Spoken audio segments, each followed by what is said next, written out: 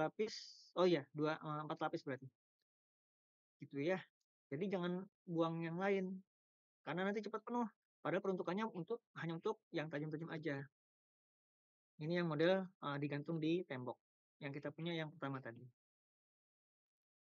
Oke, kita masuk ke skill yang pertama, fungsi darah. Ini bukan fungsi ya, tapi pakai P. Fungsi itu bahasa Indonesia untuk, plebotomi. Plebotomi itu pengambilan darah dari vena, oke?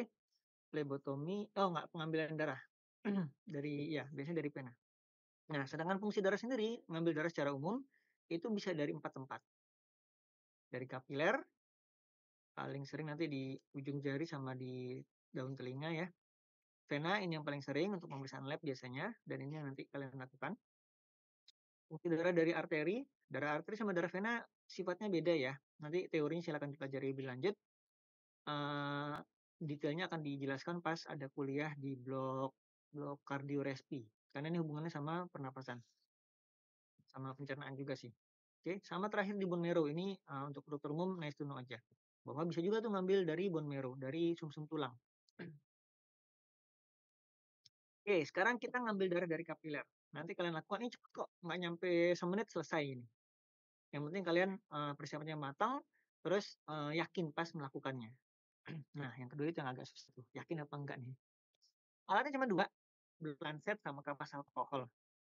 Oke, blood lancet sama kapas alkohol. Alat tambahannya ya tergantung kamu mau periksa apa. Mungkin kamu udah sering lihat pemeriksaan gula darah, kolesterol yang pakai alat itu ya. Nah, ini ngambil darahnya di ujung jari, itu namanya fungsi darah kapiler. Blood lancet yang sekarang sering digunakan adalah yang ini, yang paling umum, ya. Ini alatnya, jarumnya berupa jarum seperti ini, kelihatan ya. Ini jarumnya kecil sekali, minim sakit daripada ini nih, gede. Oke, ini yang zaman dulu masih dipakai. Saya masih merasakan ditusuk pakai jarum ini. Ini biasanya di puskesmas, versinya versi hemat, sekali pakai sekali buang. Oke, cuman boros logam. Kalau ini dibungkus plastik, jarumnya cuma gini doang nih. Ini dalam jarumnya nih, set. Nah, ini perlu dipraktekkan untuk penggunaan alat ini ya, lancet ini ya. Sebelum lancet ini dimasukkan ke sana, pastikan, jarumnya masih tertutup, ya, kondisinya masih tertutup seperti ini. Terus nanti kalian buka nih, tutup ini. Tutup jarumnya dibuka, nanti di dalam ada tempat untuk, masukkan alat ini. Masukkan jarumnya ini yang warna biru ini ke dalam lancet. Kalau sudah masuk, sudah fix, baru kalian putar kepalanya. Putar kepalanya sehingga jarumnya nongol gini. Oke, ini tutupnya jangan dibuang. Tutupnya jangan dibuang. Oke, setelah dibuka kepalanya ini, kalian tutup lagi, kalian, tentukan ini, pegang dulu jarinya pasien, jari teman kalian nanti kalian pegang, kira-kira kulitnya tebal apa enggak, kulit badak apa enggak tuh temennya tuh, ya. Kalau kulitnya halus, tipis, jangan tebel-tebel nih, jarumnya. Kalau kan nanti sakitnya minta ampun, kedalaman, K3 misalnya.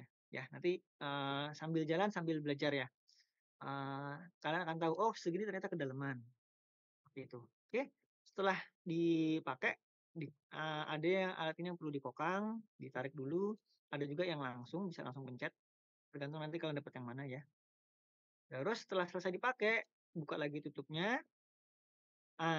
Waktu jarumnya masih nempel di sini, tusukkan ini nih, ujung jarumnya ke sini. Ini ketebalan dari kepala ini, tusukinnya di sini ya, bukan di sini. Jadi tidak kembali seperti semula gini, bukan, tapi di yang bundar ini. Ini ketebalannya, eee, sorry, panjang jarum ini adalah 75% dari ketebalan dari kepala ini. Sehingga ujung jarumnya nggak akan nggak akan, menusuk keluar. Kenapa harus posisinya berbeda? Biar nggak dikira, jarum baru. Kalau kalian posisikan semula seperti ini, wah dikira jarum baru nanti. Padahal itu bekas darahnya orang. Oke, jadi ditusukannya ke sini. Itu. Baru setelah itu, setelah ditusukkan ke kepalanya ini, baru kalian cabut. Ini untuk safety kalian. Untuk safety kalian. Jadi pastikan dulu jarumnya sudah di-cover sama tutup plastiknya ini. Sehingga pas kalian ngambil tidak salah ketusuk. Ini adalah prosedurnya, bisa dibaca, bisa dilakukan nanti ya. Ini juga saya ambil dari beberapa sumber, dari modul juga ada. Tentukan dulu lokasi kapiler yang mau diambil, bisa di ujung jari, di daun telinga, bagian lobulnya, sama di tumit. Ini khusus bayi lebih enak ngambilnya di tumit. Terus siapkan blood lancetnya, eee, ini ya, kalau memang adanya ini ya sudah pakai ini nanti. Pasang jarum, atur kedalamannya, terus sebelum dikasih alkohol, pijit-pijit dulu nih, pijit-pijit dulu area lokasi kapiler sampai warnanya kemerahan. Tujuannya apa? Biar, kapilernya agak-agak melebar, sehingga darahnya agak banyak nanti dapatnya. Kesalahan yang sering terjadi ini sering dilewatin, tidak dipijit dulu. Sehingga pas ditusuk darahnya nggak keluar banyak. Justru dipijatnya setelah ditusuk. Nah itu nggak boleh. Itu akan menghasilkan darah yang keluar itu darah yang sudah, apa ya, hasil pijitan itu jadi mempengaruhi kondisi darahnya. Hmm. Banyak eritrositnya akan hancur nanti. Gitu. Jadi dipijatnya sebelum dikasih alkohol. Setelah dipijat, ya, areanya sudah kemerahan, terus lakukan, disinfeksi. Ujung jarinya itu dikasih diusap sama kapas alkohol. Kasih kapas alkohol, ingat ya, kapas alkoholnya itu biasanya alkoholnya banyak, jadi tunggu kering dulu, baru kalian melakukan nomor 5 ini. Kenapa?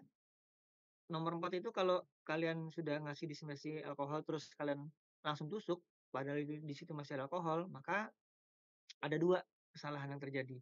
Satu, kalian akan memasukkan alkohol, kita nggak tahu ya, tapi sangat besar kemungkinannya tuh. Alkohol tersebut karena belum nguap dan masih basah di jarinya, kalian bisa aja tuh, memasukkan alkohol tersebut dari permukaan kulit masuk ke kapilernya pasien. Lah kan sama aja memasukkan alkohol ke dalam tubuhnya pasien jadinya. Itu satu. Yang kedua, kalau alkoholnya masih banyak di ujung jarinya itu, ketika darahnya keluar, dia akan, terdilusi darahnya yang keluar itu, tercampur sama alkoholnya. Ini bisa banyak kemungkinan, bisa darahnya jadi rusak karena alkohol, jadi lisis, atau, kadarnya malah turun, HB-nya harusnya misalnya 14 karena kena alkohol jadi 13, gitu. Kalau di titik itu sih mungkin masih dalam batas normal ya, tapi kalau dari 9 menjadi dari 10 menjadi 9, nah ini kan jadi masalah. Harusnya masih batas bawah, ini sudah menjadi, turun, ngedrop, gitu. Karena diluci dari alkohol. Tolong, biarkan alkoholnya kering dulu, oke? Tapi keringnya jangan ditiup. Nggak boleh, disinfeksi itu kan menghilangkan kuman ya. Ketika kalian tiup, apalagi tiupnya bersemangat ya, semangat sekali meniupnya, akhirnya tiupnya pakai kuah, muncrat-muncrat tuh, ludahnya ke jarinya pasien, ke jari teman kalian. Ya masuk lagi kumannya jadinya. Oke, setelah alkoholnya kering, di poin ini selesai, baru deh tusukin lansetnya. Posisinya jangan miring ya, tegak lurus, biar jarum yang ada itu benar-benar masuk sesuai sama ukurannya. Tegak lurus sama permukaan kulit. Oh, ini dia ada gambarnya. Ini yang saya bilang tadi ya, buka dulu tutupnya, masukin dulu jarumnya, setelah jarumnya masuk, baru diputar kepalanya biar terbuka seperti ini.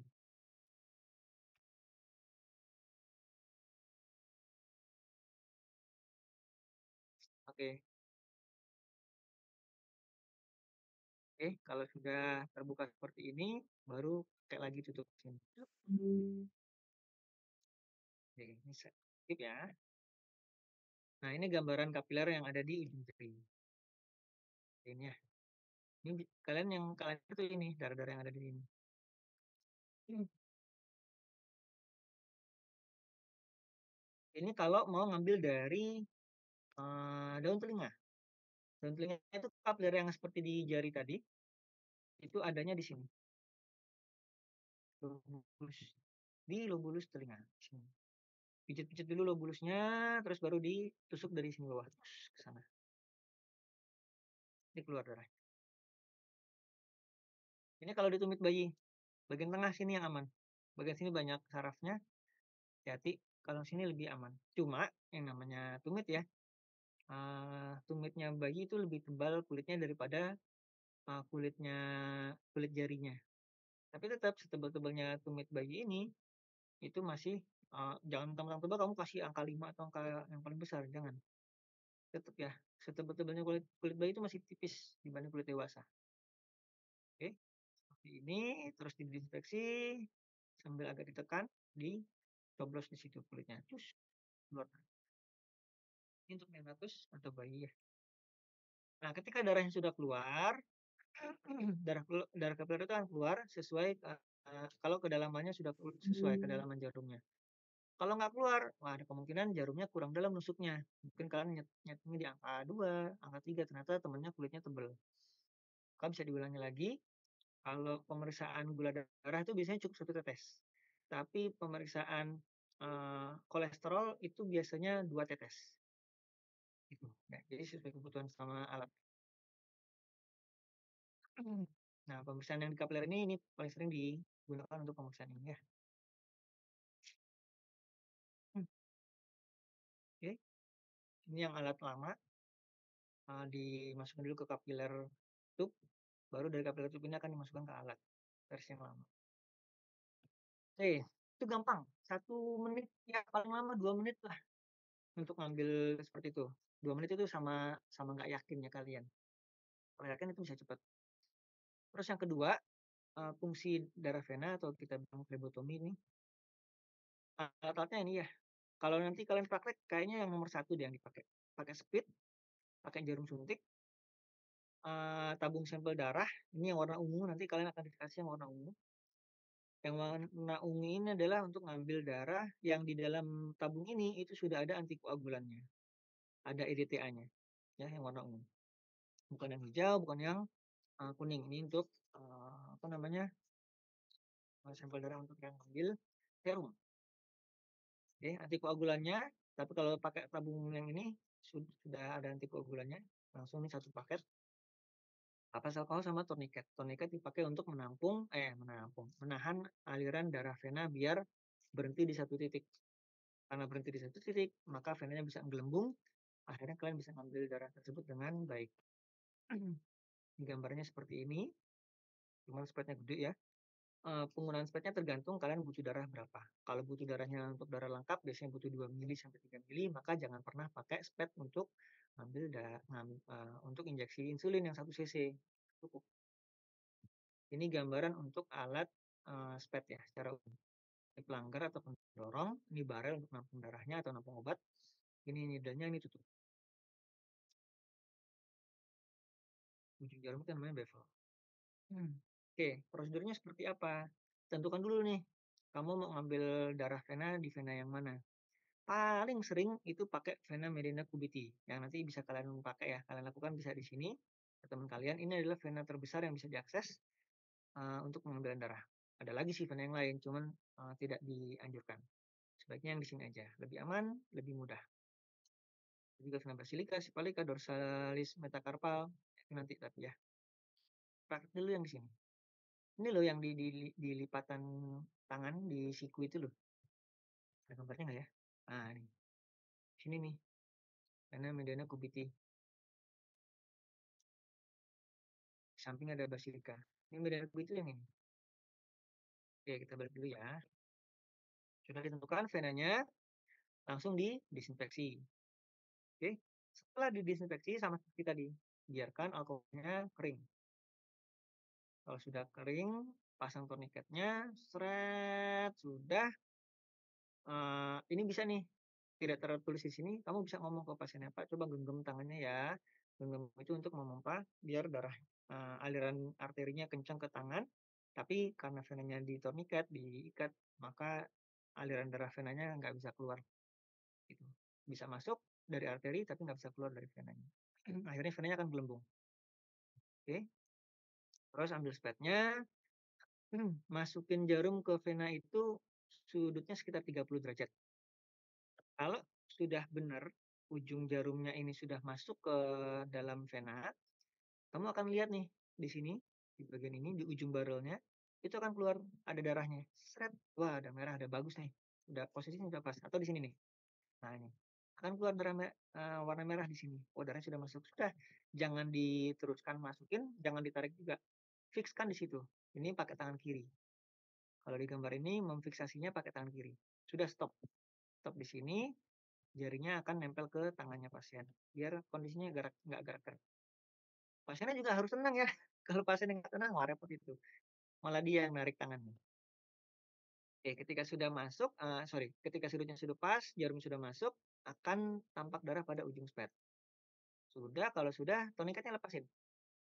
Sambil nih ya, ini sudah difiksasi pakai tangan kiri, tangan kanan lepasin tourniquetnya dulu. Pencet aja nih, cetek. Udah, kamu bisa ambil darahnya. Tangan kanannya pindah ke pelanggar, pelanggarnya ditarik. Seret, pelan-pelan ya, jangan kencang-kencang. Gitu, lepaskan tourniquet, tarik pelanggar, split. Nah, kurang saya nih, pelan-pelan di sini. Sesuai sama jumlah darah yang kalian butuhkan. Kalau pemeriksaannya agak banyak, boleh lah tuh ngambil 5, satu lokasi ya. Nanti ada teknik yang lain, kita nggak bahas di sini, karena butuh alat satu lagi, untuk yang, vacuum ini nih, warna hijau, tadi sudah saya lupa bilang. Ini tabung pembantu, biar sekali masuk bisa ngambil darah banyak. Nantilah, di lain waktu kita jelaskan. Yang kita tekan nanti ya, ke waktu CSL. Ini macam-macam lokasi vena, sebenarnya kamu bisa ngambil darah dari vena manapun, tuh. Cuma yang tadi saya bilang yang paling bagus, paling gampang, paling terfiksasi posisi venanya adalah yang vena mediana cubitis. Kalau dilihat-lihat, wah dok, enak nih vena basilika lebih besar. Iya, cuma dia lebih banyak goyangnya, karena tidak terfiksasi bagian dasarnya. Kalau mediana cubitis ini di bagian di baliknya, di bawahnya vena ini itu ada tendon dari musculus bicep brachii. Nih, otot yang ini tendonnya ada di sini. Sehingga ketika kalian tusukkan vena tersebut, dia nggak akan geser kemana-mana, nggak akan melesek ke dalam itu loh. Kalau ini masih bisa masuk ke dalam ototnya. Oke, kalau nggak biasa dia akan hilang.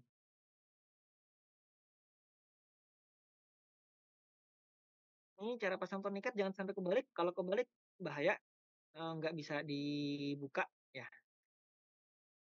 Posisinya seperti ini. Nanti sekalian juga ya belajar cara masang tourniquet yang baik dan diposisikan di sedekat mungkin sama vena yang mau kalian ambil. Kalau nanti ngambilnya di sini nih ya, di vena mediana cubitis, maka taruhnya di atasnya ini.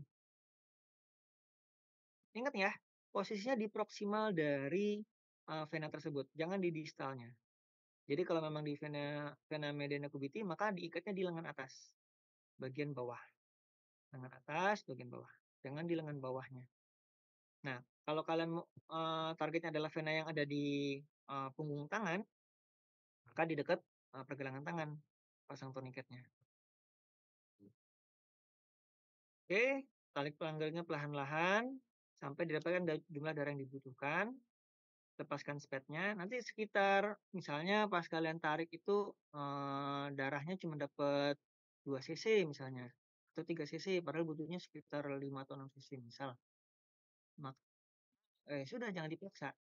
Kalian bisa lakukan satu kali lagi di vena mediana cubitis yang sebelahnya. Kalau tadi dipakai vena mediana cubitis yang sebelah dekstra, maka kamu bisa lakukan lagi di pasien yang sama di sebelah sinistra. Itu. Oke.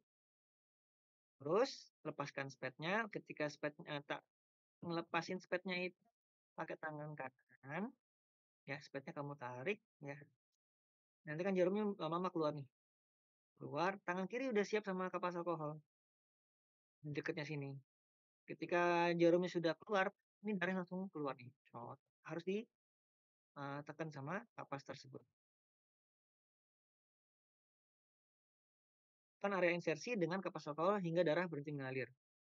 Ya, kalau untuk nomor 8 ini banyak cara sebenarnya. Bisa pakai kapas alkohol yang tadi, bisa juga yang sekarang sudah ada itu pakai plester yang sudah ada kapasnya, itu juga bisa. Atau pakai kapas alkoholnya nggak usah ditekan, tapi sikunya pasien ditekuk. Itu kan juga sama dengan memberikan tekanan ya. Dengan seperti itu maka dokternya bisa mempersiapkan sampel darah tersebut. Lepaskan jarum spetnya, pindahkan sampel darah ke tabung yang berisi antikoagulan. Ini kalau kalian ini yang versi lama ya, yang pakai tabung penampung biasa.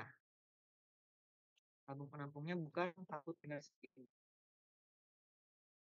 Oke, ini tabungnya tolong, ini kesalahan tahun lalu juga, tutupnya jangan dilepas. Ya, ini sudah vakum, di dalam tuh vakum, tekanannya negatif. Se Senegatif apa? Senegatif, kalau dilihat ukurannya 3 mili ya. Sehingga ketika kalian sudah ngambil darah selesai, jarumnya jangan dilepas, langsung aja jarum spet tadi kalian tusukkan ke sini, jus, itu nanti darahnya akan tersedot masuk ke sini. Nggak usah kalian dorong plunggernya, itu darahnya sudah kesedot sendiri, karena di sini kan tekanannya negatif. Makanya namanya vakum tenar, tekanannya vakum di sini. Nyedot darahnya sesuai volumenya dia 3 cc, 3 mili. Sudah begitu sudah kondisi vakumnya sudah hilang, keisi darah, darahnya akan berhenti mengalir masuk. Karena juga jumlah antikoagulannya, EDTA-nya ini eh, hanya cocok untuk 3 cc. Ketika kalian masukkan lebih dari 3 cc, masuk 4 cc di sini misalnya, agak penuh. Itu jumlah EDTA-nya kurang. Sehingga ada kemungkinan darahnya ada yang beku tuh, nggak tercover sama EDTA. Oh bisa gitu dok? Nah itu perlu belajar teorinya tentang kenapa sih kok EDTA bisa membuat darah menjadi tidak membeku. Itu hubungannya sama teori. Ya, menggunakan dia. Nah, ini dia ya. Kalau nggak pakai vacuum thinner, maka harus melakukan yang nomor 9 ini, lepaskan jarum spet. Jangan lupa ditulis ini darahnya siapa, nanti ya di tabung vacuum thinnernya ditulis ini darahnya siapa, umurnya berapa. Gitu. Nah ini yang tadi saya bilang alatnya untuk membantu vacuum thinner mengambil darah lebih banyak. Ini video harusnya, tapi nggak bisa di-play ya. Nanti cari ya video yang seperti ini lengkap soalnya. Oke, fungsi darah arteri. Nah, ini ngambil darah, kalau tadi dari vena, ini dari arteri. Bedanya adalah posisi arteri itu lebih dalam, lebih profundus daripada vena. Kalau vena itu superficial di permukaan. Jadi kelihatan tuh warna biru di kulitnya. Kalau arteri enggak, dia ada di dalam. Maka cara ngambilnya beda. Bentar ya. Jeda dulu 5 menit sebentar.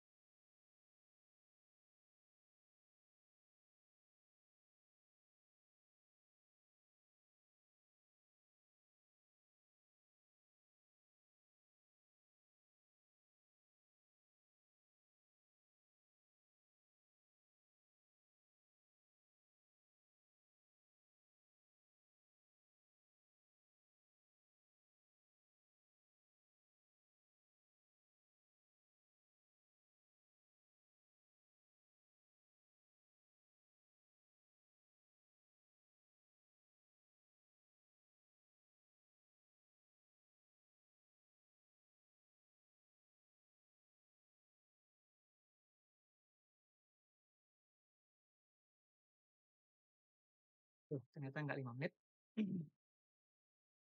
Untuk yang ke kamar mandi silakan. Untuk yang mau off cam nggak masalah juga. Yang penting memperhatikan ya. Terus di sini ada 106 orang. mungkin ada yang belum masuk, apa, yang penting nanti seperti yang saya bilang, ini adalah penjelasan step-stepnya, tujuannya biar nanti pas CSL bisa langsung action. Oke, kembali lagi ke fungsi darah arteri. Kalian mau ngambil darah arteri, biasanya pas pas apa sih kita ngambil darah arteri? Kalau kita pengen tahu, namanya BGA ya, blood gas analysis, untuk menganalisa gas darah. Biasanya kalau pada pasien yang mengalami sesak, itu akan lebih banyak CO-nya di darah dibanding sama O2-nya. Atau mungkin dia, mengalami asidosis atau alkalosis, yang mana pasti akan mempengaruhi jumlah oksigen di dalam darahnya. Nah, untuk mengetahui seperti ini, dan data lainnya juga, itu bisa dilakukan, blood gas analysis, pemeriksaan gas darah, eee, apa namanya, yang diambil adalah darah dari arteri, bukan vena. Oke. Nah, jadi tekniknya agak beda, kalau salah teknik, maka datanya akan tidak valid dan jadi aneh. Kalau datanya aneh, sedangkan data tersebut dibutuhkan untuk menentukan tindakan berikutnya, maka tindakan berikutnya pasti salah. Yang ada justru nanti malah memperburuk kondisi pasien. Jadi hati-hati ya. Oh iya, sebelum saya lupa. Ketika kalian melakukan tindakan-tindakan seperti ini, ke pasien atau dalam hal ini di CSR ke teman kalian ya, agar kalian bisa benar-benar lebih hati-hati, kalau boleh saya pesan, anggaplah kalian sedang ngambil darah ibu kalian atau orang tua kalian, ayah, ibu, atau siapapun keluarga kalian. Tentu kamu nggak mau kan ketika ibu kamu bawa periksa ke dokter, ke lab, diambil darahnya, diperlakukan dengan, tidak baik, ditusuk berkali-kali, itu mau nggak tuh?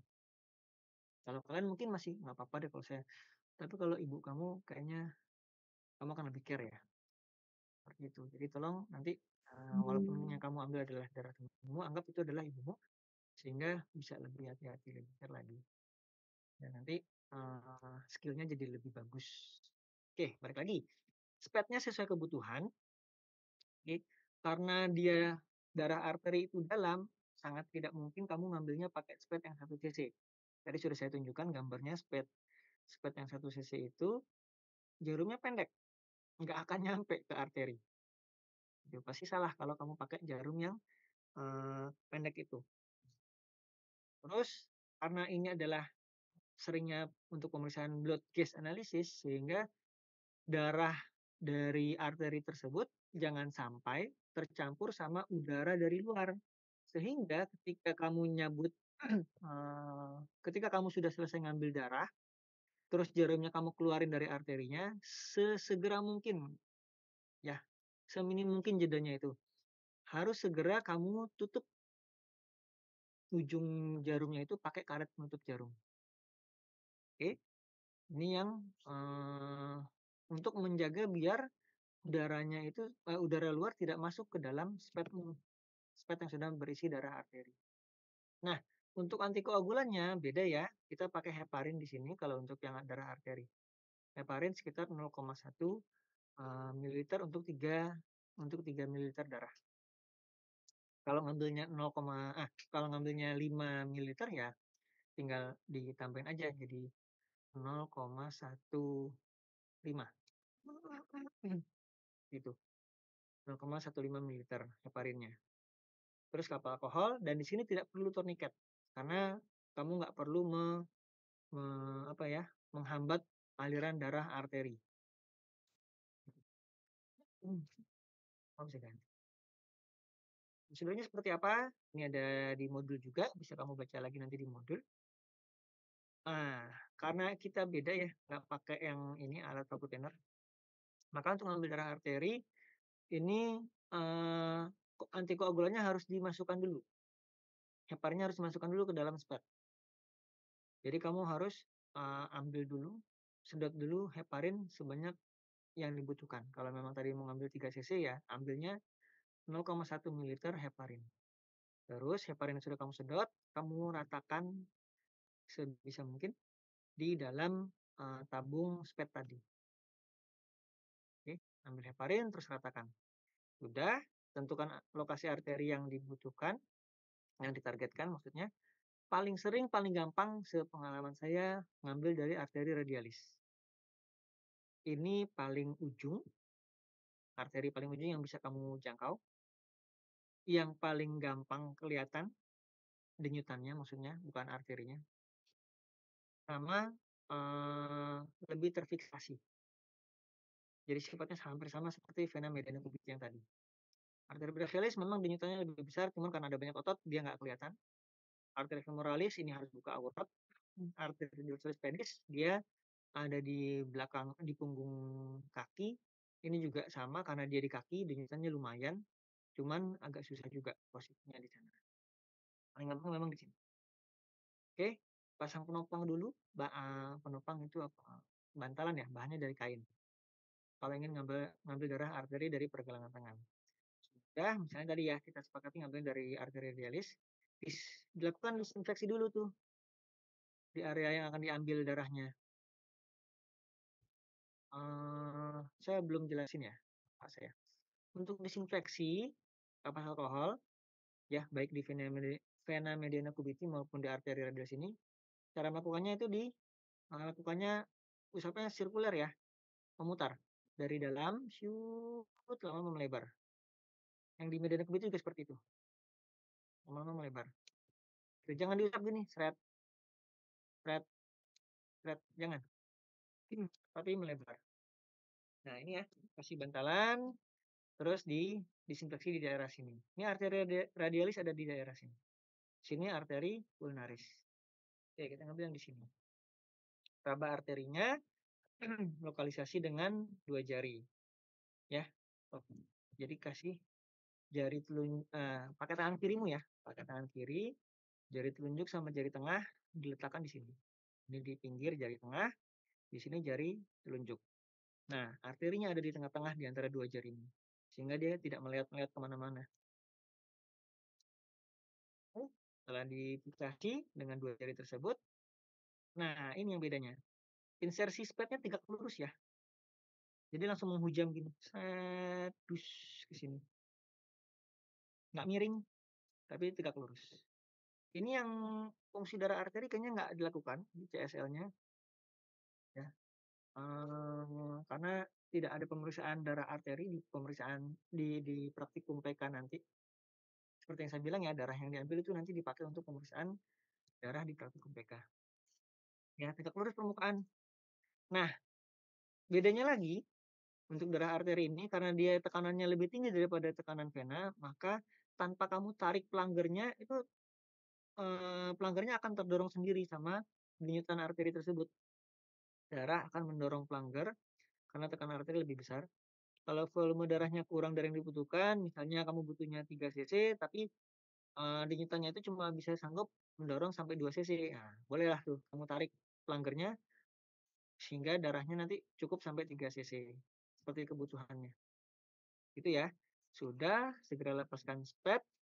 Ini nomor 6 sama 7 cepat ya. Nomor 6 sama 7 ini cepat. Jadi tangan kirimu sudah siap sama kapas alkohol. Terus cabut jarumnya, lepaskan spetnya ya. Segera tutup ujung jarumnya itu dengan karet, tangan kanannya langsung mengarah ke karet yang akan menutup jarum. Tangan kiri langsung tekan area insersi. Kenapa harus benar-benar ditekan? Karena ini arteri. Darahnya keluar lebih banyak daripada keluar dari vena seperti yang di awal tadi, vena fungsi. Jadi harus benar-benar ditekan dan tekanannya lebih lama dibanding tekanan pada penekanan maksudnya. Penekanan dengan kapas alkohol itu harus lebih lama dibanding dari yang vena karena pembekuannya juga cukup lama. Darah berhenti ngalir. Kalau perlu ya dikasih plester aja lah itu kapas alkoholnya. Ini posisinya belum masuk ya.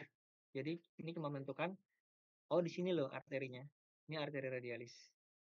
Maka ini nanti akan ditegakkan ke sini. Set, spetnya dia akan menghujam ke sini. Identifikasinya dari denyutan. Raba aja. Kamu bisa meraba arteri radialismu sekarang, rasakan denyutannya. Nah, disitulah kamu akan mengambil darah arteri radialis. Itu ngambil darah kapiler, vena, sama arteri. Nanti kamu praktekkan sebelum, praktikum PK. Terus skill yang berikutnya adalah injeksi. Injeksi itu kebalikannya dari ngambil darah. Kalau ngambil darah itu pelanggarnya ditarik, kalau injeksi pelanggarnya didorong. Kalau kalau ambil darah itu kamu ya ngambil darah dari pasien, ngambil sesuatu dari pasien yaitu darah. Kalau injeksi kamu memasukkan sesuatu ke pasien, biasanya obat. Injeksinya ada intramuskular, intravena, ini masuk ke dalam otot. Yang nomor satu ini insya Allah sudah paham semua karena sudah pernah vaksinasi pas COVID kemarin, masuknya intramuskular. Intravena biasanya untuk masukin obat. Subkutan biasanya untuk obat juga sih ada. Yang intrakutan ini untuk apa namanya tes alergi. Kita baca satu nanti di belakang. Sama seperti yang tadi ya, safety first, ini keterangannya bisa dibaca sendiri. Kalau untuk yang obat-obatan, adrenalin biasanya di IGD sudah disediakan. Kenapa adrenalin? Karena beberapa orang ketika entah saking takutnya atau ada reaksi anaphylactic shock. Reaksi anaphylactic shock itu reaksi alergi terhadap obat yang dimasukkan atau diinjeksikan ke dalam tubuhnya pasien itu yang menyebabkan kondisi shock. Tekanan darahnya ngedrop. Sehingga karena ngedrop itu aliran darah ke otak turun, resiko kematiannya cukup tinggi. Maka harus ada adrenalin untuk membantu meningkatkan tekanan darah akibat anaphylactic shock tadi. Ini soalnya taruhannya nyawa. Kalau kondisi seperti ini, kalau dia ngedrop terus adrenalin lupa belum disiapkan atau nggak ada malah sama sekali, nah ini bahaya untuk pasien. Pasien. Karena keras soalnya, jantungnya berhenti. Oke, safety first yang seperti tadi ya, mainnya main tajam-tajaman, sehingga harus hati-hati baik safety ke pemeriksa, ke dokternya maupun safety ke pasiennya. Penyelamatan, cuci air mengalir, kalau ketusuk sama jarum ya, terkontaminasi pada pasien. Masuk dengan kapas alkohol, di tangan menggunakan sabunnya sabun antiseptik. Ini indikasi untuk melakukan injeksi, bisa dibaca, kita skip. Nah ini persiapannya, pasiennya disiapkan dulu. Bener nggak nih, ini adalah pasien yang mau disuntik. Jangan sampai kamu menyuntikkan atau sesuatu yang salah sasaran. Harusnya pasien di sebelahnya. Biasanya terjadi kesalahan itu kalau dilakukan penyuntikan pada suatu ruang rawat inap yang satu ruang itu isinya lebih dari satu pasien. Oke, ada kemungkinan. Satu, namanya sama, sama-sama Budi. Wah, repot nih. Pak Budi, ya, yang satunya lagi konsen baca buku, dia nggak dengar. Padahal yang kamu mau suntik adalah yang lagi baca buku tadi. Tapi karena sama-sama Pak Budi, yang satunya lagi santai, lagi makan, dipanggil Pak Budi, iya saya dok. Nah, kan repot tuh. Jadi salah masukin obat. Yang satunya sakit jantung, satunya enggak. Kamu harusnya masukin obat jantung ke pasiennya yang lagi baca buku tadi. Tapi malah yang lagi nggak sakit jantung yang kamu suntik. Waduh, jantungnya bisa kacau. Oke, jadi benar-benar pastikan identitas pasien tersebut. Nama, umur, alamat, kayaknya nggak ada deh 2 orang bernama Budi dalam satu rumah. Kalau perlu nama lengkapnya disebut. Ya, seperti itu. Demi memastikan kamu tidak salah masukin obat. Oke. Terus tanya, ada riwayat alergi obat ini enggak? Misalnya kamu masukin obat apa nih, obat X. Pak, pernah konsumsi obat ini enggak? Aduh, kayaknya belum pernah deh, Dok. Nah, seperti itu. Kalau ini enggak ada riwayat alergi, ya wes. Ada 2 kemungkinan, memang dia enggak alergi atau belum pernah berinteraksi sama obat tersebut. Jadi kalau memang ada riwayat alergi langsung, waduh nggak jadi deh kalau gitu, ganti obat yang lain dulu, saya lapor dulu sama supervisor saya misalnya seperti itu. Atau langsung ganti sama obat yang lain. Sebelum dilakukan injeksi, harus cek dulu tensinya, vital sign-nya, terutama tensi ya. Seperti yang tadi saya jelaskan di awal.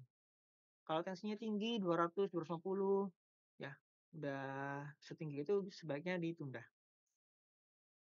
Inform konsen untuk melakukan tindakan seperti yang dibilang di awal, harus atas persetujuan pasien. Jangan tiba-tiba datang ke ruangan gluduk-gluduk, "Pak, buka lengannya, suntik, cus." Nah, itu nggak boleh. Oke, harus diizinkan dulu oleh pasiennya. Oke, ini persiapannya, SPED nanti sambil sambil jalan belajar ya, SPED-SPED-nya ada banyak macam. SPED yang untuk intramuskular sama intravena bisa pakai SPED dengan jarum ukuran 20 sampai 22 G. G itu untuk ukuran tekanannya ya. Untuk yang subkutan lebih kecil lagi, jarumnya, oh iya, semakin besar G-nya tuh semakin kecil diameter diameter jarumnya ya, sesuai sama hukum fisika waktu SMA mungkin kamu masih ingat, besarnya tekanan berbanding terbalik sama luas permukaan. Oke, semakin kecil luas permukaan jarumnya, semakin besar tekanan yang diberikan. Itu. Yang intrakutan juga lebih kecil lagi, 26 G. Nanti kamu bisa baca-baca tuh di SPED yang sudah disediakan. Sudah? Pastikan needle-nya sudah terpasang pada SPED, kondisinya steril, kencangkan dengan cara diputar SPED-nya. Kalau untuk yang produk SPED sekarang, needle-nya sudah langsung terpasang di SPED, tapi belum tentu dia sudah rapat. Maka harus pastikan dulu yang ini, kencangkan dengan cara diputar. Diputar searah jarum jam ya, untuk mengencangkan. Pastikan pelanggaran dalam kondisi baik, bisa ditarik, bisa didorong. Needle-nya selalu tertutup kalau nggak digunakan, karena ini bahaya berkaitan sama darah. Ini banyak macam dari SPED. Ini untuk yang siring, yang sekarang sudah banyak digunakan oleh para ahli suntik, apa namanya, ahli suntik tinta printer yang ini ya, 50 cc. Yes. Nah, persiapan lainnya tadi pasiennya sudah, SPED-nya sudah, obatnya. Sebelum masukin obat, cek dulu nama obatnya betul apa enggak. Jangan sampai kamu memasukkan obat jantung yang dimasukin adalah paracetamol, nggak ngefek ke jantungnya. Atau obat lain yang justru efeknya berkebalikan dari yang diinginkan. Harusnya bikin jantungnya istirahat, ini malah disuntik adrenalin. Aduh, tambah kacau tuh jantungnya. Lihat kondisi obatnya, ada perubahan fisik apa enggak yang menandakan itu ada kerusakan. Sama cek tanggal kadaluarsanya. Kalau sudah kadaluarsa jangan dimasukin lagi ya. Buka segel vial dari obat tersebut. Kalau memang dia bentuknya vial, ada gambarnya nggak ya? Nah, ini dia. Ini vial. Vial itu seperti ini. Ini namanya ampul. Ini vial ada segel plastiknya. Ini harus dibuka dulu. Kalau sudah dibuka, nanti ini yang bentuk vialnya sudah nggak ada segelnya. Tapi dalamnya masih ada karet. Oke, ini masih ada karet. Membuka segel vial atau patahkan leher ampul. Leher ampulnya itu ini lehernya dipotek. Oke, di sini ada bagian yang mengecil. Jika masih berupa serbuk dalam ampul, larutkan dengan pelarut yang sesuai. Ini maksudnya, contohnya adalah ceftriaxone ini. Ini adalah vial. Di dalamnya isinya obat ceftriaxone, tapi untuk serbuk. Nah, ini caranya kamu harus patahkan dulu leher ini. Ini pelarutnya, air bukan air sembarangan ya. Ini dipatahkan, ambil airnya dari sini, terus ini vialnya dibuka, segelnya, masukkan airnya tersebut ke dalam vial ini. Sampai benar-benar terlarut. Jika masih berupa serbuk dalam ampul, larutkan dengan pelarut yang sesuai. Sampai benar-benar larut, sampai serbuknya itu nggak kelihatan lagi bentuknya. Oke, bahaya kalau masih dalam bentuk masih ada yang belum terlarut. Aspirasi obat dari wadahnya, aspirasi itu diambil maksudnya ya. Keluarkan keluarkan jarum ya. Keluarkan jarum dari wadah tersebut, dari vial atau dari ampul. Terus dibalikin ya, posisi jarumnya di atas, terus diketok-ketok, hilangkan gelembung udara yang ada di dalam SPED. Nah, ini sering dipraktekkan ya di sinetron, di film, pasti kalian sudah pernah lihat. Ini ngambil obatnya seperti ini di bagian karet yang tengah. Oke, ini ya cara ngambilnya, posisinya memang terbalik di atas obatnya. Biar apa? Biar nggak ada udara yang masuk ke dalam sini. Seminim mungkin udara masuk ke dalam SPED sehingga bisa gercep gitu ya, bisa cepet-cepetan. Sudah nggak perlu, ini udah nggak ada gelembung, udah nggak perlu ngilangin gelembung lagi. Apa yang dihilangkan coba? Nggak ada gelembung. Nah, ini sudutnya. Kalau mau intramuskuler, sama seperti ngambil darah arteri, tegak lurus 90 derajat. Kalau mau subkutan, miringin dikit sampai 45 derajat, ada yang bilang 60 masih boleh, tapi biasanya 45 ya. Kalau intravena lebih miring lagi, karena dia lebih permukaan. Subkutan itu, sorry, posisi vena itu di atasnya subkutan. Lihat nih jarumnya ya. Ini muskulus, kalau dimiringin maka ujung jarumnya akan pindah posisinya di subkutan 90 derajat. Lebih landai lagi 25, dia naik ke atas. Di atas subkutan tuh ada banyak vena. Ambil darah vena di sana. Nah, kalau mau intrakutan atau di sini tulisannya intradermal ya, itu sedatar mungkin. 10 derajat cuman. Oke, cara megangnya juga beda. Ini kalau tegak lurus seperti ini yang subkutan, mirip-mirip sama intrakutan, ya intrakutan, intravena. Yang intrakutan ini megangnya seperti ini. Nanti sambil belajar aja. Harus dipraktekin soalnya, kalau lihat gambar doang nggak bisa. Oke, kita masuk yang pertama, injeksi intramuskular atau masukkan obat ke dalam otot. Obatnya ini biasanya masuk ke dalam otot karena dia bisa mengiritasi jaringan lemak subkutis, makanya masukinnya subkutan. Ya, intramuskular. Kalau dia dimasukin ke sini, biasanya pasien merasa kesakitan. Aduh kok abis disuntik sakit banget ya, berarti ada obat yang ngerembes ke sini. Atau kamu masukinnya kurang dalam, tidak benar-benar masuk ke dalam otot. Oke, masuk ke dalam otot itu keuntungannya adalah obat tersebut akan diserap oleh tubuh secara gradual, apa namanya, bertahap. Diserap masuk ke dalam otot, ke dalam vaskular. Kenapa? Karena di dalam otot itu banyak sekali kapiler-kapiler. Nah, masuknya lewat situ tuh. Sehingga onsetnya bisa cepat, tapi durasi kerja obatnya panjang karena tidak langsung habis. Ini kebalikan dari intravena. Intravena onsetnya cepat, durasinya juga cepat. Cepat habis karena sudah langsung, ini lebih cepat ya. Kalau intravena lebih cepat daripada intramuskular. Karena yang namanya intravena ya, langsung masuk ke sirkulasi. Disuntikinnya di mana? Umum di 3 tempat ya, di 3 otot. Ini musculus deltoid, ini yang paling sering kemarin dipakai pas injeksi apa namanya? Vaksin intramuskular di sini. Di paha bagian lateral, kok di paha, sorry, di bokong ya. Kalau atau enggak di sini juga bisa, di winglet. Atau di bokong sini. Ini yang kalau kamu praktek di desa-desa biasanya mbah-mbah itu paling senang kalau disuntiknya justru di sini. Karena di sini nggak terlalu sakit dibanding sama yang di apa namanya, di bahu. Cuman kalau di sini kan harus buka bokong ya, buka aurat. Biasanya yang belum mbah-mbah malu tuh, nggak mau disuntik di sini, maunya di sini aja, ya nggak apa-apa, terserah. Sama di paha. Perhatikan untuk yang di paha ini kalau bisa di vasus lateralis ya, vasus lateralis.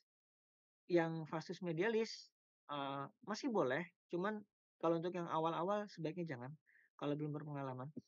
Karena di sini sudah mulai banyak arteri dan vena. Sorry, arteri, vena, sama nervus. Yang paling bahaya di sini yang vasus medialis. Ya, otot yang bagian tengah ini jangan. Ini banyak sekali struktur-struktur penting di sebelah sini. Jadi bahaya kalau kamu tusuk di situ ada struktur yang penting rusak, bisa-bisa mengganggu kondisi pasien. Sarafnya ada yang tersobek misalnya, itu bahaya. Kalau sini lebih aman.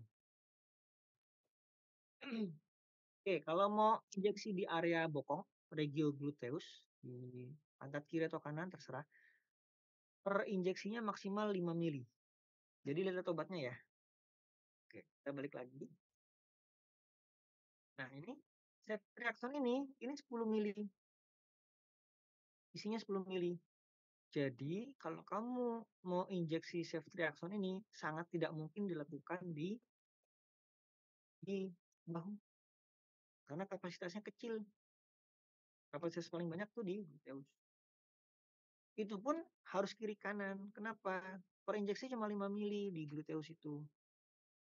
Nggak boleh berlebihan. Karena kalau ketika berlebihan dia terlalu apa namanya sih? Terlalu padat, terlalu banyak. Jadi lebih panjang durasinya. maka harus disuntik 2 kali di kiri sama di kanan, ceftriaxone itu, dan harus di gluteus. Oke, pasien berbaring pronasi, pronasi itu tengkurap ya, lokasinya di kuadran superolateral, di sepertiga lateral.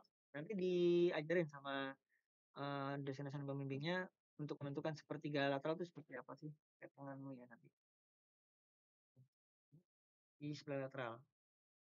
Atau kita pakai manekin injeksi, nanti di sini bisa kamu lihat, karena di 2/3 medial itu banyak sekali struktur penting terutama ini nih, nervus sciaticus.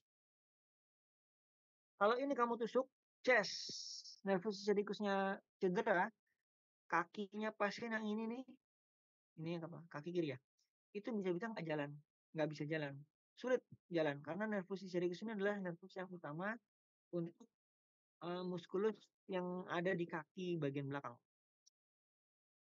Oke, tuh. Tapi untuk gluteus ini tidak disarankan untuk bayi ya. Karena kalau pada bayi, dia masih, apa namanya, nggak seperti ini. Bahkan di sepertiga lateralnya pun, sarafnya masih ada di posisi di sebelah sana.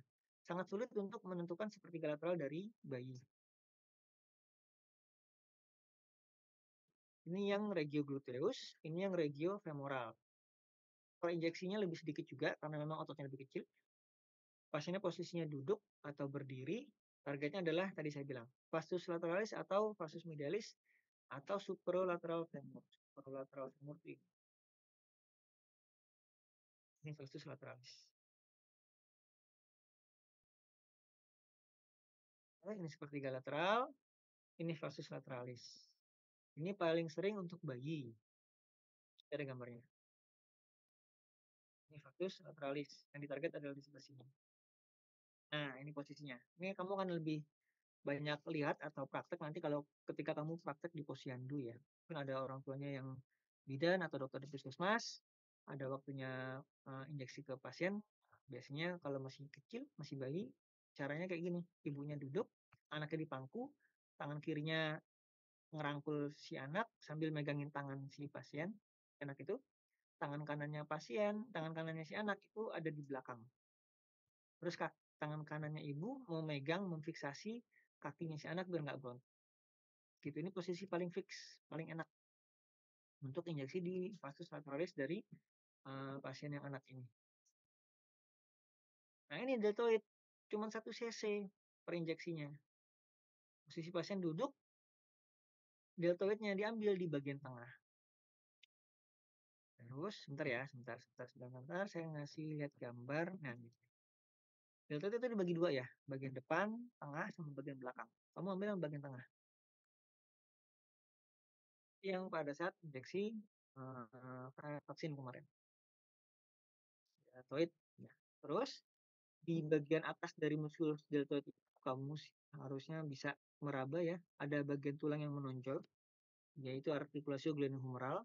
Nah, dari titik itu kamu tarik ke bawah sebanyak 2 cm. Di sini 3 jari keliru ya, harusnya pakai senti. Kasih turun 2 cm. Nah, di titik itulah musculus deltoides titik yang paling tebal. Prosedurnya seperti ini injeksinya. Tadi masih regel-regelnya aja ya, biar pengenalan dulu. Prosedurnya sama untuk semua injeksi. Pegangkan kulit di area target injeksi untuk memudahkan insersi jarum. Pegang spetnya dengan ibu jari dan telunjuk kanan. Nih seperti ini. Ya, dengan ibu jari dan telunjuk. Terus insersikan needle dengan cepat sampai ke otot target. Diaspirasi dulu. Ada darah apa enggak? Karena kita tujuannya bukan ke dalam darah tapi ke dalam otot. Kalau ada darah, ada kemungkinan juga terjadi soalnya ya. Ujung ujung jarumnya itu dia nembus otot, walaupun ada di tengah otot, dia ujung jarumnya masuk ke dalam salah satu vena atau kapiler. Sehingga ini harus direposisi. Kalau ada darah, reposisi. Entah ditusuk lebih dalam lagi atau ditarik sedikit. Sehingga pas diaspirasi kemudian untuk yang kedua kalinya, darahnya tidak keluar lagi. Nah, sorry. Kemudian spetnya itu dengan tangan kanan ya, dijepit pakai jari telunjuk sama jari tengah. Jempolnya menekan pelanggar. Jempol mendorong pelanggar secara perlahan.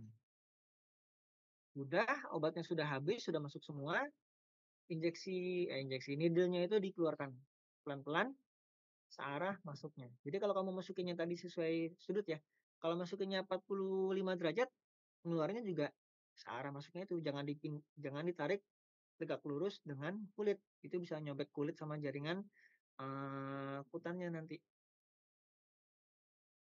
Udah, sama seperti waktu injeksi yang lain juga, waktu ngambil darah juga seperti itu. Eee, Setelah jarumnya itu keluar, dia pasti akan keluar darah. Sehingga harus diberikan tekanan di lokasi tusukan. Oke, nanti ada perbedaan ya untuk injeksi yang lain. Ada injeksi yang tidak boleh ditekan justru. Nah, untuk yang injeksi intramuskular ini harus ditekan di lokasi tusukan. Observasi untuk melihat efek samping dari injeksi yang ada. Misalnya pasiennya bilang nggak alergi, tapi ternyata pas disuntik, kan namanya belum pernah diinjeksi sama obat tersebut.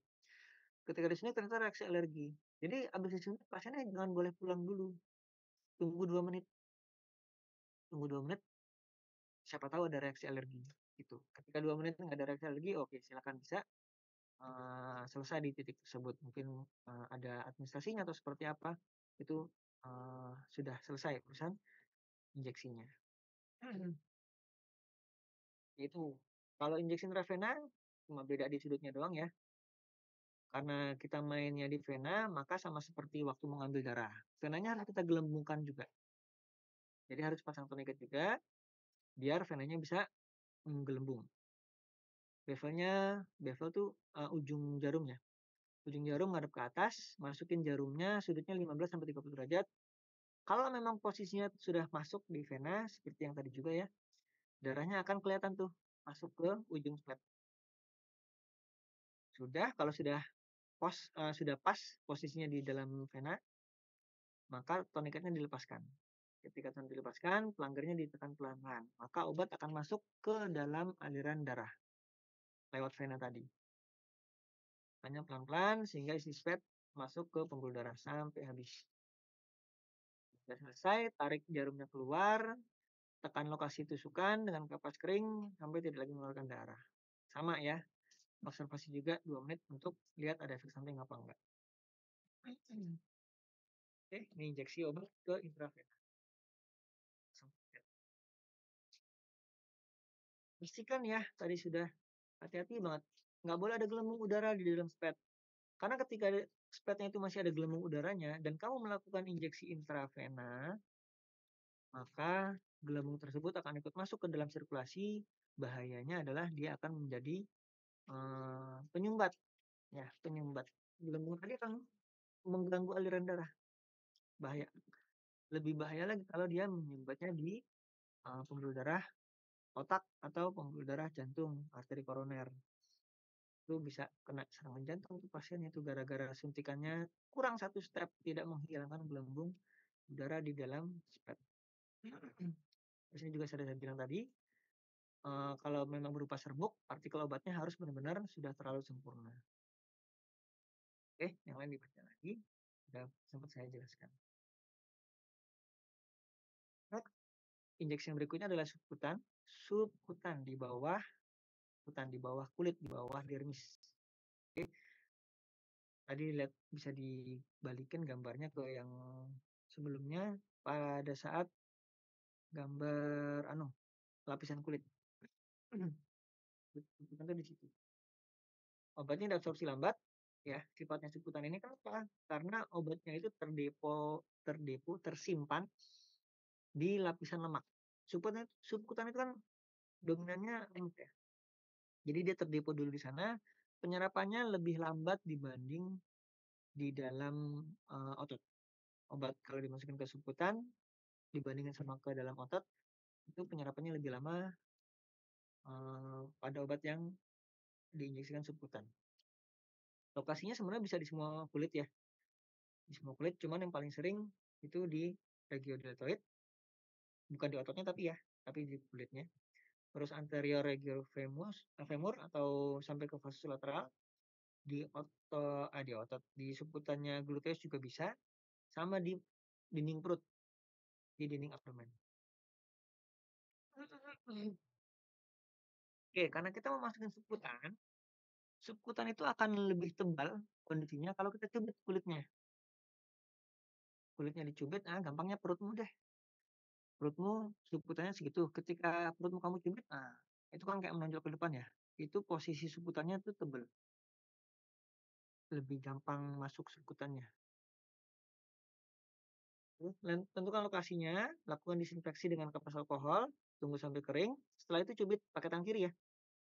Pakai tangan kiri cubit kulit, kulit yang tempat mau kamu injeksi tadi, tanpa menyentuh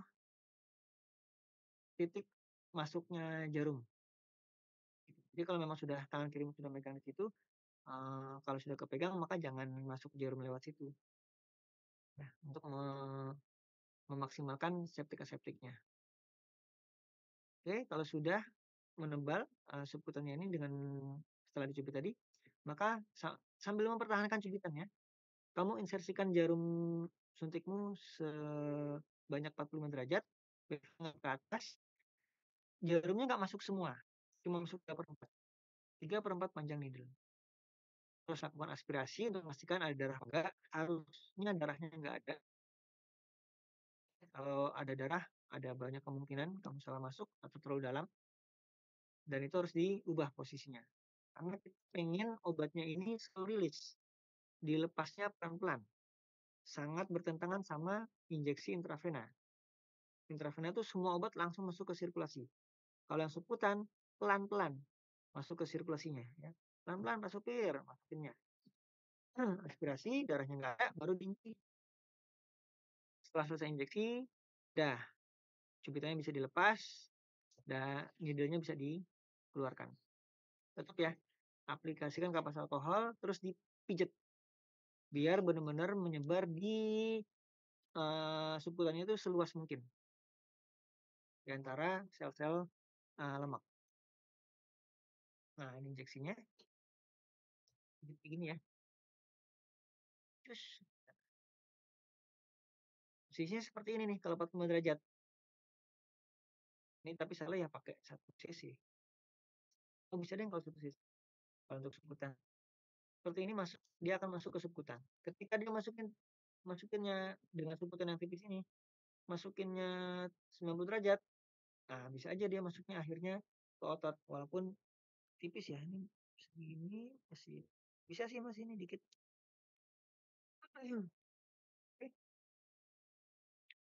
Nah, ini biasanya pada pemberian vaksinasi pada bayi ya.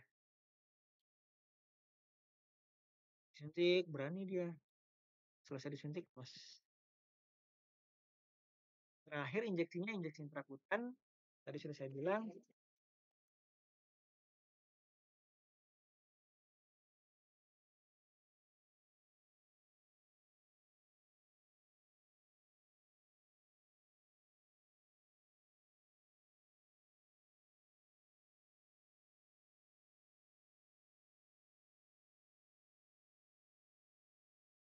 Sorry.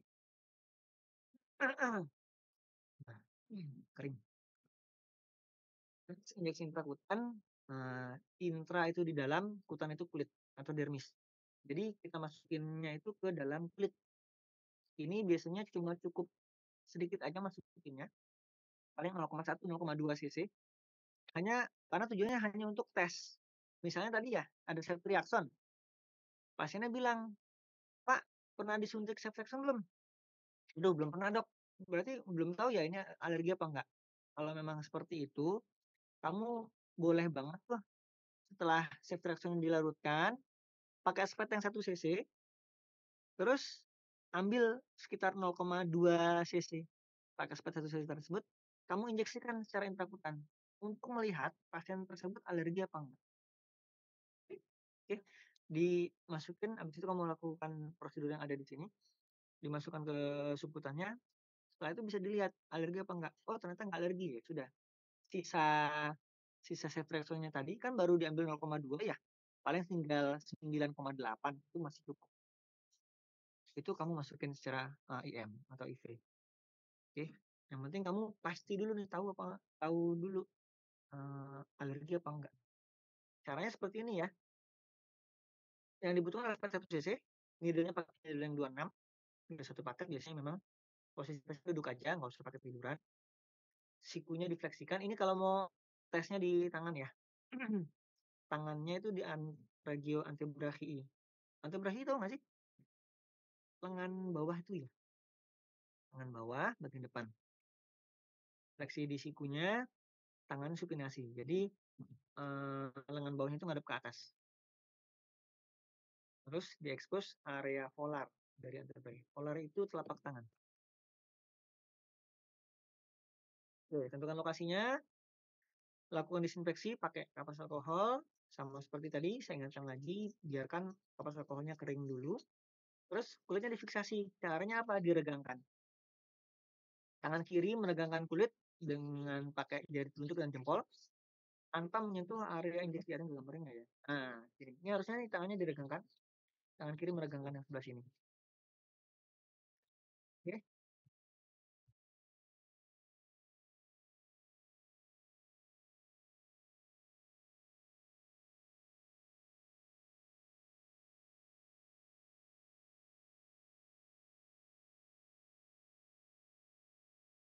Hmm.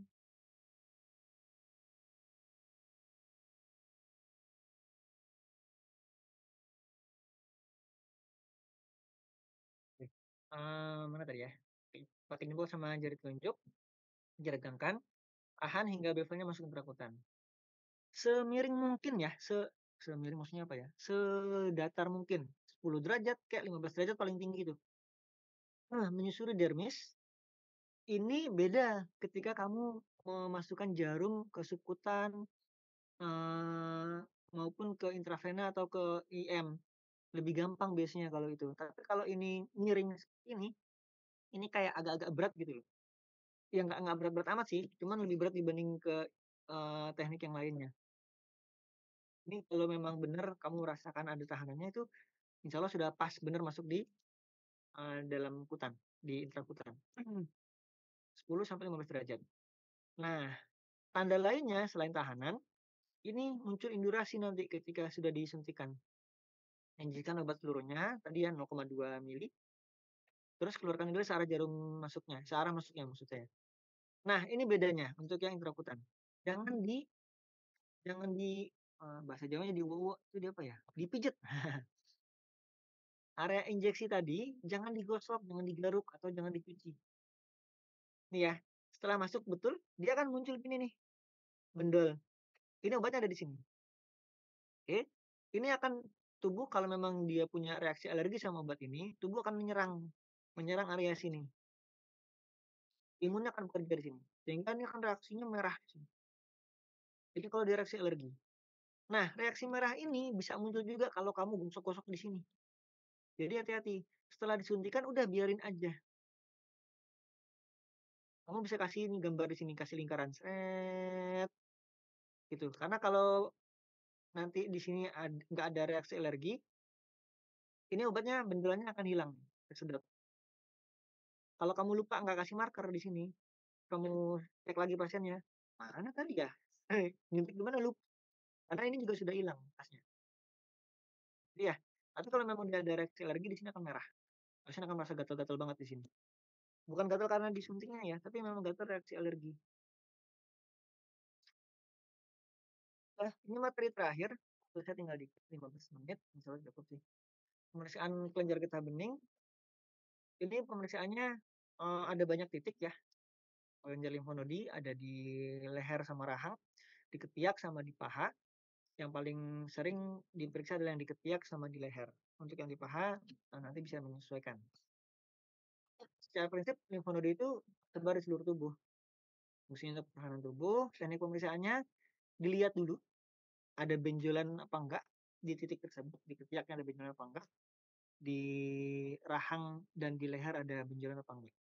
Setelah itu bisa dilakukan palpasi. Karena bisa jadi untuk reaksi awal pembesaran kelenjar getah bening itu masih belum kelihatan, tapi ketika diraba sudah teraba ada pembesaran. Oke.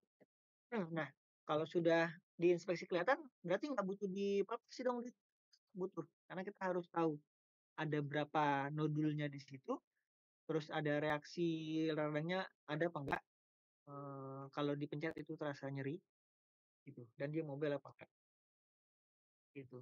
Dengan mengetahui lokasi pembesaran kelenjar limfe, itu akan mengarahkan kemungkinan lokasi infeksi yang terjadi pada pasien. Ini yang tadi saya bilang ya,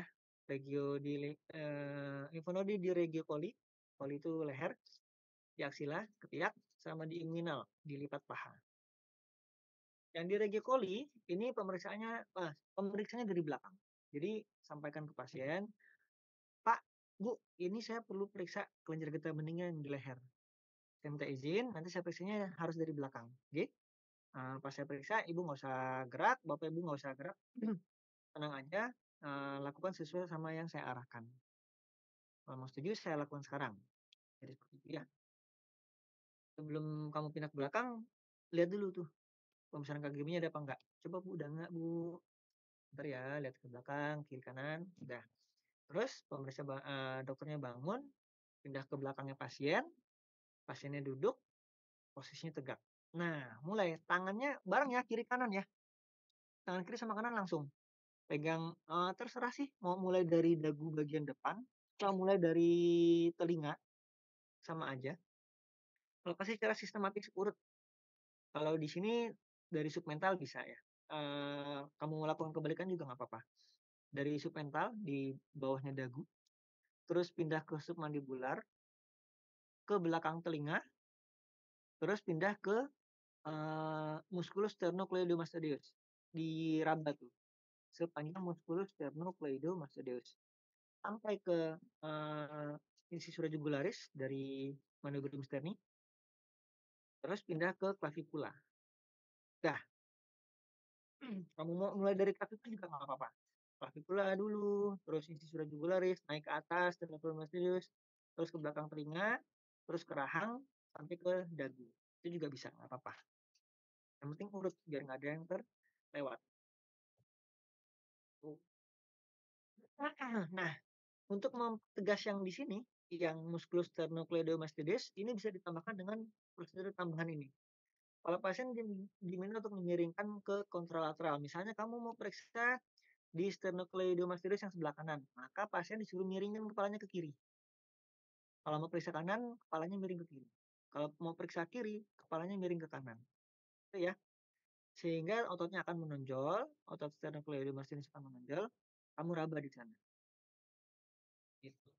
Karena dengan cara seperti ini, semua kelenjar getah bening di area musculus sternocleidomastoideus itu akan menonjol keluar, bisa diraba, baik yang superficial maupun yang profunda. Nah, ini tadi ya. Kamu mulai dari sini ke sini, ke angulus mandibula, ke depan sini, pindah ke belakang, retroauricula, terus ke musculus sternocleidomastoideus, sampai ke incisura jugularis, sini, cekungan yang ada di sini. Terus pindah ke clavicula. 2 jari ya, 2 jari, 2 tangan. Langsung kiri kanan. Gitu. Nah, ini yang ijo-ijo cuman gini doang, ini maksudnya limfonodenya ada di baliknya otot ini. Dengan pasien memiringkan kepalanya ke sana, ini akan lebih menonjol keluar sehingga bisa diraba. Kalau nggak gitu biasanya ini nggak akan teraba nih.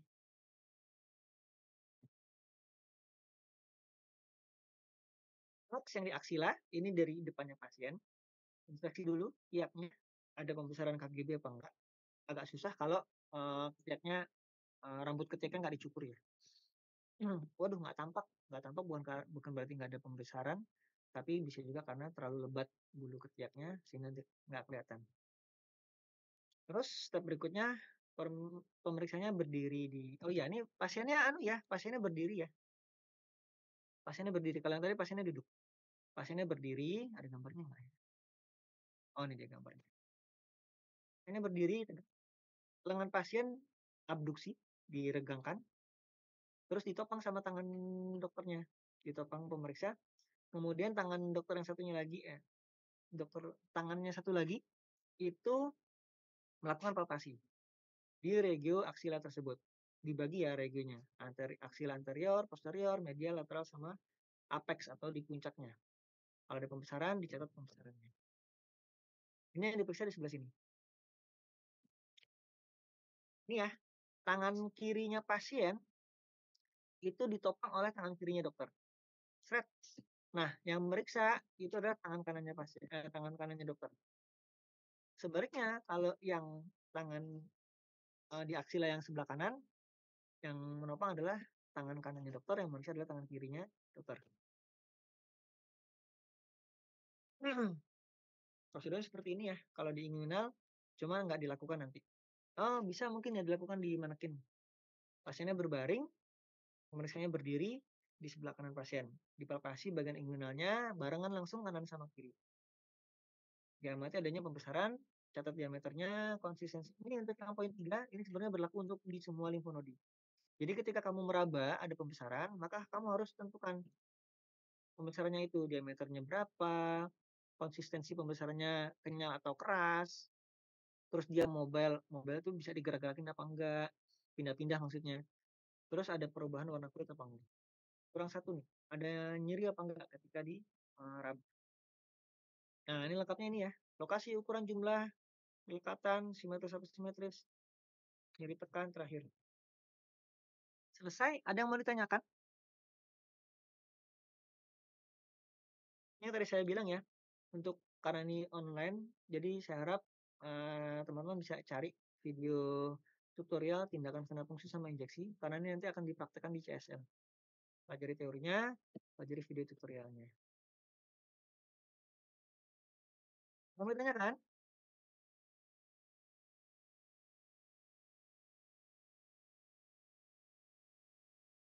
Silakan. Izin bertanya dokter, Silakan. terkait pemeriksaan KGB di aksila itu Mm-mm. indikasinya itu apa nih dok? Nah, tadi kita ragu nih, pasiennya demam. Demam dok, badannya nggak enak. Kayak ada sesek atau gimana gitu misalnya. Maka kamu bisa nih melakukan pemeriksaan KGB itu dicek di apa namanya di regi coli, oh nggak ada pembesaran. Berarti kemungkinan kalaupun dia sumbernya adalah infeksi, apa namanya besar kemungkinan tidak berasal dari regio kepala maupun leher. Terus ketika kamu mendapatkan pembesaran limfonodi di inguinal misalnya, wah berarti kemungkinan dari sana. Bisa dari organ reproduksinya ataupun organ perkemihannya. Misalnya infeksi di saluran kemih bagian bawah. Itu bisa tuh membuat pembesaran kelenjar limfonodi di regio inguinal. Gitu. Kalau yang di aksila juga sama. Ketika kamu tidak mendapatkan pembesaran KGB di regio yang lain, tapi ada pembesaran di regio aksila. Kalaupun ada infeksi bisa dari ototnya, bisa juga dari tulang di situ, atau dari regio toraks. Seperti itu. Karena memang istilahnya itu kayak KGB itu kayak apa ya? Kayak markasnya tentara. Kalau markas tentaranya lagi rame, lagi sibuk siapan gitu ya, tanknya dipanasin, disiapin, lagi mau perang di daerah tersebut gitu. Itu kan tanda lagi ada sesuatu di sana. Markas tentaranya yang ada di Banyuwangi misalnya, berarti kan ada sesuatu di sana, lagi siap perang. Sedangkan yang di Banten tenang-tenang aja, di regio yang Banten itu. Jadi bisa membantu memprediksi, wah ini kemungkinan ada infeksi di daerah sini nih. Jelas ya, karena itu markasnya sistem imun. Kelenjar getah bening itu. Oke? Iya dokter, terima kasih dokter. Atau memang dari awal pasiennya sudah ngeluh, dok saya kok dicek ada benjolan ya? Sudah, kamu periksa itu. Untuk menentukan apakah itu pembesaran limfonodi atau tumor atau massa yang lain. Yang lain silakan tidak mau ditanyakan. Kait injeksi sama ngambil darah. Ini pengantarnya nanti dilancarkan pada saat PSL ya. Silakan dilakukan. Nanti diarahkan sama siapa? Saya nggak tahu nanti. Dokter Silvi kayaknya. Cukup. Baik, sebelumnya saya mohon maaf karena pengantarnya cuma bisa online, tidak seperti kakak kelas kalian. Saya biasanya kasihnya offline ya. Cuman mohon maaf ini harus, online. Semoga bermanfaat.